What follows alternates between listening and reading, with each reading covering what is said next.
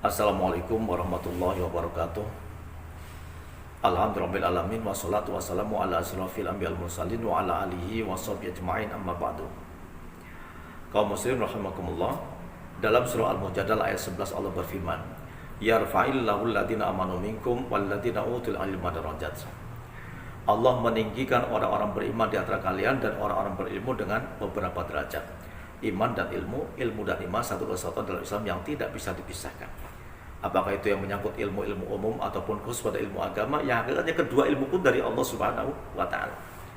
Jika seseorang misalnya Allah anugerahi satu cabang ilmu umum, apakah dia menguasai teknologi dalam bidang telekomunikasi atau dalam bidang informatika atau dalam bidang transportasi, apakah dalam bidang kebudayaan, apakah dalam bidang ekonomi atau mungkin dalam bidang medis, kesehatan dan sebagainya, maka jika Allah anugerahi satu cabang ilmu di antara manusia tadi, tentu di masyarakat orang itu akan lebih tinggi derajatnya daripada manusia-manusia pada umumnya.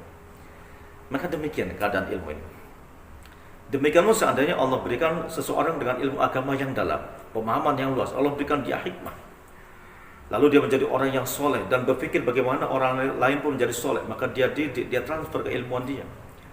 Tercipta masyarakat yang baik di lingkungannya, maka dikatakan dia adalah ulama, dikatakan dia kiai, dikatakan dia ustadz atau guru dan sebagainya. Apapun sebutannya, tentu statusnya dia lebih tinggi daripada masyarakat yang umumnya.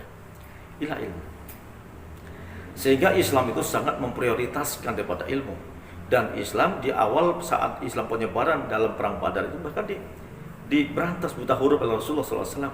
Di anak-anak dididik oleh tahanan-tahanan yang mereka bisa membaca, maka tebusan mereka untuk merdeka adalah suruh mengajar orang-orang Islam untuk belajar membaca dan sebagainya.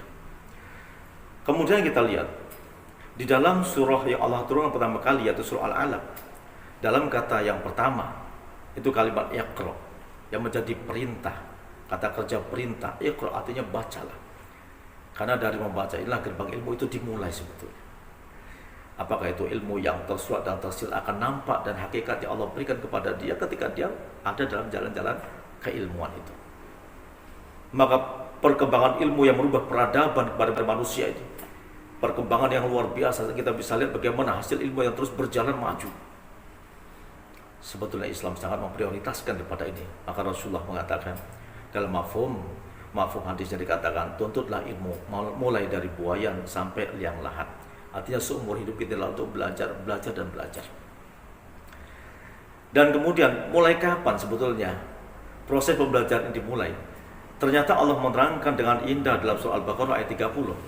Ketika Allah telah menciptakan anatomis biologis Adam, bentuk tubuh yang sempurna dari kepala sampai kakinya, ada mata, telinga, hidung, mulut dan sebagainya, ada kakinya dan tangannya. Lalu kemudian Allah Ta'ala meniupkan ruh pada Adam sehingga Adam menjadi manusia yang hidup. Maka tahapan selanjutnya Allah mengatakan wa'allama Adamal asma'a kullaha. Dan dia Allah mengajarkan kepada Adam berbagai macam nama keseluruhan. Proses pembelajaran pertama kali, yaitu ketika Adam mulai hidup. Proses kedua adalah pembelajaran. Allah yang mendidik Adam, Allah guru terbaik, dan Adam murid baik. Sehingga Allah Ta'ala memberikan dia ilmu, dan Adam menjadi manusia yang punya intelektual tinggi dan kata-kata yang fasih sehingga malaikat sangat takjub padanya. Maka proses keilmuan ini dimulai di awal penciptaan. Maka kaum muslimin, kita harus lebih giat sebetulnya untuk anak-anak kita, untuk kaum muslimin siapapun, muslim laki-laki dan perempuan, laki-laki dan perempuan, ayo giat mencari ilmu. Maka Rasulullah SAW kemudian bersabda, tolabul ilmi faridatun ala kulli muslim. Menuntut ilmu itu adalah faridah, menjadi fardu atas setiap orang Islam dimanapun dia berada. Maka hari ini tanamkan sifat kegembiraan kita, sok-soklah ilmu untuk masa depan kita. Apakah itu ilmu-ilmu umum atau ilmu agama yang berkaitan untuk menimbulkan ma'rifat kepada Allah Subhanahu wa Ta'ala, sehingga hati-hati orang yang tunduk kepada Allah adalah mereka lah yang memiliki hati rasa takut kepada Allah Ta'ala. Maka ketika ilmu itu menghantarkan pada kebaikan ridha Allah Ta'ala, maka dia akan menjadi ilmu yang manfaat. Tapi ketika ilmu dilandasi dengan nafsu, akan kemudian tanpa adanya agama dan zikir kepada Allah Ta'ala, akan menjadi satu penyimpangan dalam hidup manusia, dan akhirnya dengan ilmu justru menjadi fitnah dalam kehidupannya. Maka kemudian dalam surah Fatir ayat 28 Allah menegaskan dan menulis dalam Al-Quran innama yakhsyallaha min ibadil ulama. Sesungguhnya yang takut kepada Allah di antara hamba-hambanya ialah para ulama, yaitu orang-orang yang Allah anugerahi dia ilmu, dengan ilmunya itu bisa menghantarkan ma'rifatnya kepada Allah Subhanahu wa taala, dan otaknya itu cerdas, hatinya senantiasa berzikir kepada Allah Ta'ala. Maka ilmu yang disertai dengan zikir akan timbul satu ketawaduan, rendah hati di hadapan manusia untuk mencapai dua hubungan, hablum minallah wa hablum minannas, dengan secara baik. Maka kaum muslimin dan muslimat semuanya, mari semangat belajar untuk menuntut ilmu. Sampai kapan? Sampai dikafani. Assalamualaikum warahmatullahi wabarakatuh.